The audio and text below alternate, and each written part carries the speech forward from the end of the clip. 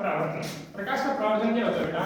जब कोई प्रकाश की किरण किसी दर्पण अथवा पृष्ठ से टकराकर वापस उसी माध्यम में लौट जाए, पुनः उसी माध्यम में लौट जाए, उसे क्या कहते हैं? प्रकाश का परावर्तन कहते हैं। जैसे ये कोई प्रकाश की किरण है, ये क्या है? परावर्तन पृष्ठ, ये क्या है? अभिलंब है। यहाँ से कोई प्रकाश की किरण गई वो इस पृष्ठ से टकराकर वापस पुनः उसी माध्यम में लौट आई, उसे क्या कहते हैं? प्रकाश का परावर्तन कहते हैं। जब ये किरण जाएगी यहाँ तक, उसको बोलते हैं आपतित किरण। क्या बोलते हैं? आपतित किरण। जब ये टकराकर वापस उसी माध्यम में लौट जाए, उसे क्या बोलते हैं? परावर्तित किरण बोलते हैं। आपतित किरण और अभिलंब के मध्य जो कोण बनता है उसको बोलते हैं आपतन कोण। क्या बोलते हैं? आपतन कोण। जिसको कोण आई से दर्शाते हैं। किससे दर्शाते हैं? कोण आई से।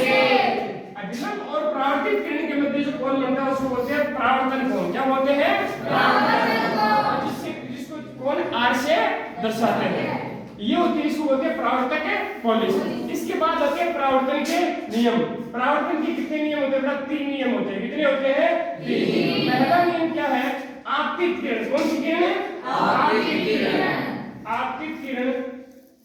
दूसरी है अभिलंब। दूसरा कौन सा है? अभिलंब। तीसरा है बेटा, दूसरा है अभिलंब। तीसरा है बेटा परावर्तित किरण। कौन सा?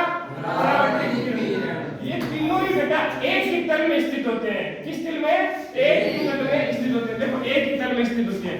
दूसरा नियम क्या है? कोण आई का मान, कोण आई का मान कोण आर की क्या होता है? हमेशा बराबर होता है। मान लो कोण आई का मान यहाँ पे 45 डिग्री आया तो कोण आर का भी कितना आएगा? 45 डिग्री आएगा। कोण आई का यहाँ पे 75 डिग्री आया तो कोण आर का भी कितना आएगा?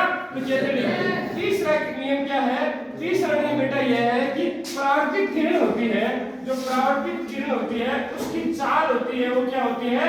अपरिवर्तित रहती है। चाल हमेशा क्या रहती है? अपरिवर्तित रहती है। इतना समझ में आया? इसको बोलते हैं प्रकाश का